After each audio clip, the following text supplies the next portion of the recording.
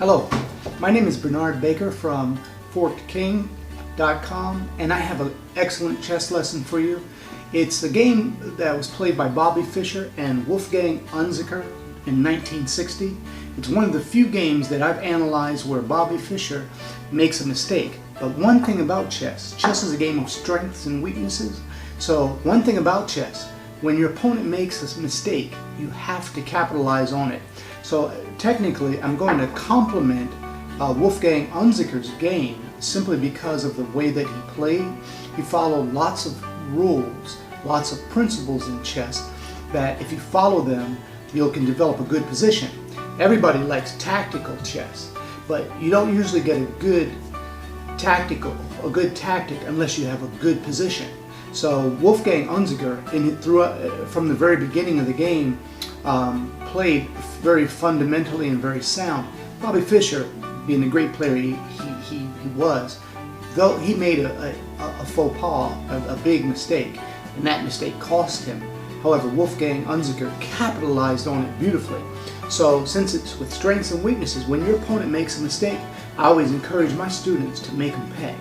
So you're always taking inventory of the game, the entire game, from opening through middle game through end game, constantly analyzing and constantly obtaining information to help you to ascertain which move you should make, which is the fun part of the game that makes chess players' brains drip, I suppose. So the game started like this. In this game, we have Bobby Fischer, who is playing black, playing against Wolfgang Unzicker. This game was played in 1960 in Buenos Aires. Though Bobby Fischer was a great player and one of my favorite players to study and helped me to improve my game, I have to compliment the game that Wolfgang Unzicker played. He followed the principles of the game beautifully. His developmental patterns in the opening are what helped him to take advantage of the opportunity that he had. When your opponent makes a mistake, you make them pay in chess, is what I always tell my students. So you're always looking to gain an advantage. Chess is a game of strengths and weaknesses. One team against another team, and my camp against yours. So my goal is to make my camp last longer than your camp, utilizing my resources. Army, Navy, Air Force, Marines, 5 points, 3 points, 3 points, 9 points. The king is the capital of the country, the pawns are the foot soldiers, and the board is the terrain that you battle on. Here's the 50-yard line right there. So any type of strength needs to be recognized and acted upon and defended. You utilize the strength to hold on to make your camp outlast your opponent's camp, and by doing so, you become a good chess player. This game is called a Sicilian defense. It's a Najdorf, don't worry about that, but it starts off like this. Wolfgang Unzicker does e4, and Bobby Fischer plays c5, Sicilian defense. Next move. Rules for openings is usually to develop your knights before your bishops, controlling all the center squares, and so this game follows the rules. When your opponent moves, you always ask yourself, why did he move there? So then d6 is played, so that when this knight gets developed, when that pawn plays, then it's not playable for white, because you don't want to play it. This pawn on d6 prevents that pawn from moving forward. So the next move for white is d4. Now this is called a perfect center. Perfect center is a strength. White owns these two squares and attacks all of these, or threatens those squares. Usually if your opponent has a perfect center, you need to break it up. So black captures, which is according to the line. Knight captures. Now this is an interesting scenario for white. White is attempting to play what's called a Maroczy bind. By developing this pawn here and this pawn here, these two pawns bind the d5 square. Bobby Fischer said that the d5 square is the most important square. On most of my chess boards, that is the dirtiest board, but I cleaned it prior to our chess lesson, just so you know. So white is attempting to bind that square, and black is choosing to stop it. The way that you stop it is by developing knight to f6, so that if you play pawn to c4, the knight captures. So now white then develops knight to c3 to defend e4. So the battle has already started, and the battle takes place in the center. The one goal in the opening is to control the center And then the goal of the middle game is to control the squares around the center, and then the 16 squares, and the goal of the end game is to control the entire board. So you're not making moves in the openings like this. Instead, you're pointing everything towards the center and making your pieces be as active and as strong as they possibly can. So white develops knight to c3. Next move is a6, which, even though that doesn't impact the center, what it does do is it will allow black to develop his queen at a safe haven place, and this knight won't be able to attack the queen because this pawn will be here, and this knight won't be able to land over here because of a6. So the next move for white is bishop to g5, and then black plays e6, protecting the center and protecting all of those squares. Yes, it allows this pin to be active, but black can address the pin momentarily. Next move for white, I like this move, is f4. Now, beginners are taught not to push their f-pawn. However, there's a time to break every rule. The knight's not in the game, so and there's going to be no attack coming from this diagonal, so white is perfectly safe to point his pawns at the center and develop his f-pawn. I like the move myself. Next move is bishop to e7, addressing the pin right here, developing a piece, making it so that black can castle. Next move, queen f3. As mentioned, the knight never got to c6, so the knight can't come to d4 or come over to b4 with possible threats, so the queen is free to roam. And that's what I mean when I say that Wolfgang Unzicker developed all of his pieces correctly. He's preparing for him to castle this way, and he's already naturally moving in that direction. You got to go through the center first, and then once you get your pieces developed, you can go after your opponent's king. The next move for black is, as we mentioned, is to c7. C7 is considered a safe haven, a safe place for the queen, as is c2 for the white queen. When you place the queen on c7, the queen is right now it's not attackable. Number 2, it develops a piece and puts it into the game. Number 3, it'll be attacking along the c square, holding this guy in his place on the c file. Number 4, it points a piece towards the center. Number 5, there's dreams of attacking here if white castles kingside later on in the game. So you're building your plan. Not all your plans will come true, but strong move. You're developing your pieces, pointing them towards the center. Next move for white is castles queenside. Serves several purposes. Gets the king safe behind a bed of pawns. These pawns act like a blanket to protect the king. And it brings the rook into the game, where the rook is already attacking the center and prepared for play. So he's already developed. So very, very strong move. Very strong move. And after he castles, Bobby Fischer castles his king to get his king safe. Now they both have moved 9 times. So let's take inventory and see who's winning. It looks like the center is pretty even. However, if we count the pieces, 1, 2, 3, 4 pieces are in the game for black, while 1, 2, 3, 4, 5 pieces are in the game for white. Therefore, after 9 moves, white has an advantage in development. If you can gain a strength in chess, you hold on to that strength and you use that strength against your opponent. What this is stating is that white can go ahead and attack black, and black has to defend, because black's army, black's navy, and black's air force is not in the game. So another way of looking at it is your rooks are meant to communicate. Together they're worth 10, so they're stronger than one queen is. So your rooks work best when they communicate. These rooks are 2 moves away from communicating. These rooks are 1 move away from communicating. So but white is ahead in development. White should attack.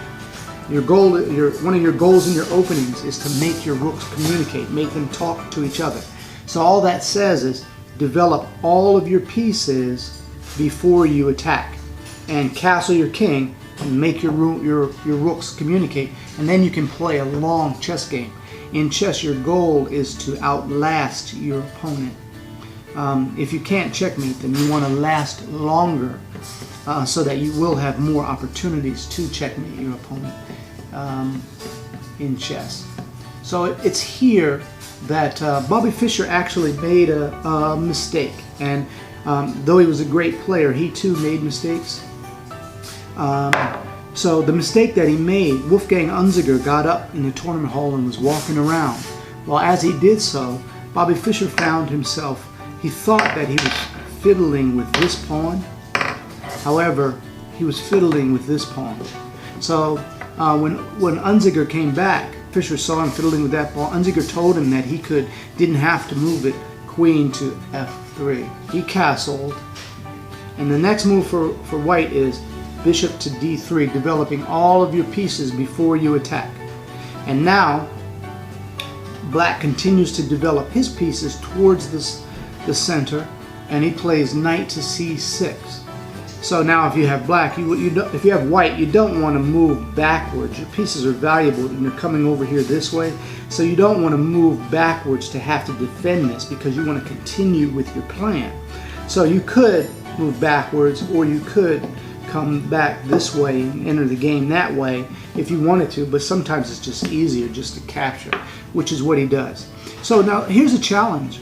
Sometimes you capture with your queen here, and sometimes you capture with the pawn. I think the pawn is a better move because the pawn strengthens the center. Remember, you're playing long term. You're playing for the long term position.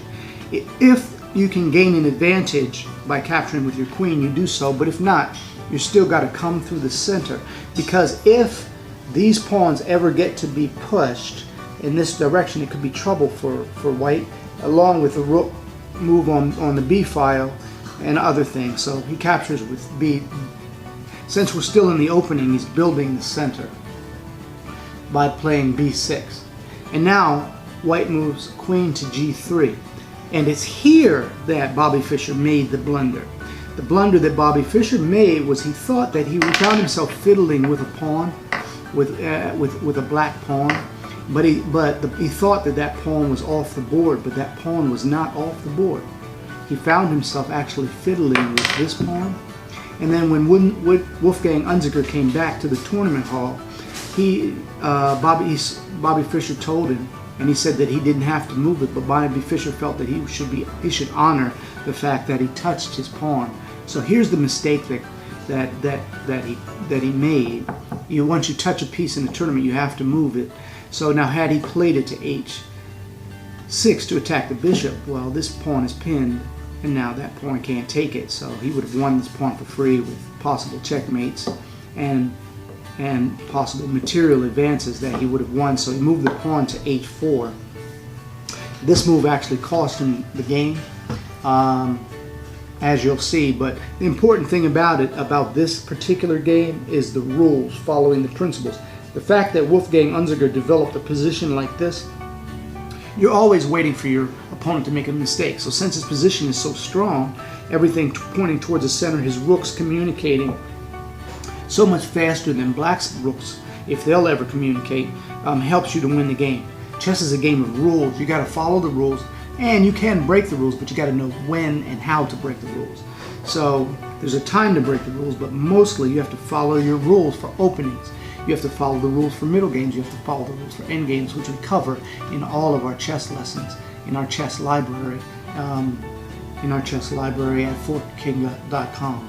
So after Bobby Fischer honored his move by playing h5, then White realizes I can attack him. And notice that this bishop is dreaming about checkmate there. There is a knight there. However, we're dreaming about getting over there. So how are we going to get there? And here is Wolfgang Unzicker's plan. He plays e5, all right, attacking the knight and the pawn. So the pawn captures, d5, and then f takes. And now it is black to move. So Bobby Fischer does knight to g4. Two attackers on that square, right? And now these two bishops are looking at each other. So white takes advantage to get the queen over to e7 by capturing, and then the queen captures. Now myself, I probably would have pushed here to send that knight backwards, but then that knight would have been potentially retransplanted here, and I wouldn't have liked that. I would have taken and doubled his pawns, but that would have allowed that bishop to come here, and then he would have been able to attack me. So it's better not to play here. And what Bobby Fischer, or I'm sorry, what Wolfgang Unzicker did is a better move. Knight to e4 with visions of implanting this knight on f6 along with the pin so that that pawn can't capture. And if he does capture, then the pawn may be able to attack her if you get the rook over. If this pawn takes, that queen can't take, and you can try to checkmate him there. So in chess, you're always looking forward to your possibilities. You're always trying to see what kind of tactic can I do, how can I insert my knight, how can I utilize a pin later on, when should I make him move. Is that a strong move? Absolutely. That's a pawn. He's posted on that pawn right there. He's inside of Black's camp. This did not happen, but he's inside of Black's camp, controlling important squares, attacking pieces, threatening, protecting. If you get a knight to the 6th rank, 1, 2, 3, 4, 5, 6th rank, the knight is as strong as a rook. If you get the pawn to the 6th rank, the pawn is as strong as a knight. If you get the pawn to the 7th rank, the pawn is as strong as a rook. If you get the pawn to the 8th rank, the pawn becomes a queen. So chess is a game of strengths and weaknesses, so you're always looking to hold your position and improve your position and make your position strong. Okay, so the next move here is queen to c7. And now this queen is attacking, as is the knight. 2 attackers of that pawn and 1 defender. So we're always taking inventory and keeping inventory. h3, kick the knight out of the camp. Well, the knight captures, e5, and now we can exercise this threat that we had before. Knight to f6, check. So now what we're doing, we're using all of our pieces here that are available, right? We have dreams of coming over to attack. We're threatening the h7 square. The bishop is helping to attack that square, and now all we have to do is try to figure out how we'll get our queen involved in this, and we'll be in good shape. Now Black has to get out of check here. You only have one move to get out of check, and that is king to h8 because of the bishop and the knight. So now if we could get to queen on this file check, then he's going to be mated, right? A little, not quite, but good idea. That's the proper way to advance. When he moves king to h5, king to h8, next move is now if your opponent has one piece pointed in your camp threatening the squares around your king, get rid of him. So you have to build that in. You have to get rid of him. So now in this position, white moves queen to g5. Why? That's checkmate right there. If you take me, we say check. You move over, we say checkmate right there. So Black is in a mating net, and Black is trying to stop it, though he cannot. So if your opponent's pieces are attacking your king, get rid of him, which is what Bobby Fischer does. Knight takes. Now you have two choices. Should you capture with the pawn? Well, now, if you capture with the pawn, the rook's not in the game. There's an old rule: rooks belong in open file. So this is a strength. Also, these pawns should act like a blanket to protect the king. Here, they're open. Also, by moving here, the fewer pawn islands, the better. Here we have 1, 2, 3 pawn islands. Black has 1. They can all touch. 1, 2, 3 pawn islands. Here, white has 2 pawn islands. That's better. Also, this rook wants to make a rook lift up to a3 and over to attack the king. So that's the piece that you capture it with. You always evaluate what's the best way and try to figure it out as best you can. Next move, d takes f6. You got to get rid of the pieces that are attacking your king. So now white has choices. Should white take this pawn or should white take that pawn?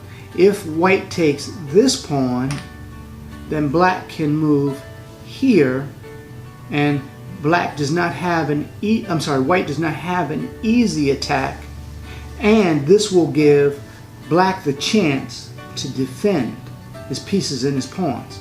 Don't give your opponent the chance to defend, okay? What you want to do is capture the right way, all right? So the way that you capture the correct one is h5, keeping him on the run. Also, there's an old saying, rooks belong in open files, and so do queens. Now, alright, so then the king moves to queen to g5, let's see, queen to g4, and right here, Bobby Fischer resigned and lost the game. Why did he resign? Because this was destined to happen. Alright, if he moves king to g8, this rook right here cannot go there because the queen would take it. So what white would do is say check. When he moves over, check him again. When he moves over, check him. The queen would have to take to avoid a mate, and then Bobby Fischer would lose from here. But you know, it's always good to look at the position in the end of the game to see why did that happen? Why did I lose, and how did I lose? And alright, I have 6 rules for openings for the beginning.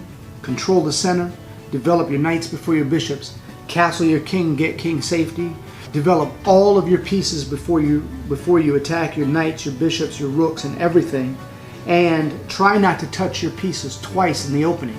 When you touch the same pieces over and over again, then it slows you down in the race of the game, and you don't get to get your guys in the game. Wolfgang Unzicker developed his pieces very quickly towards the center, and all of his pieces were touching and protecting. That's one thing. If you'll notice, Bobby Fischer did not get to develop all of his pieces before he attacked. Therefore, you could take them off the board.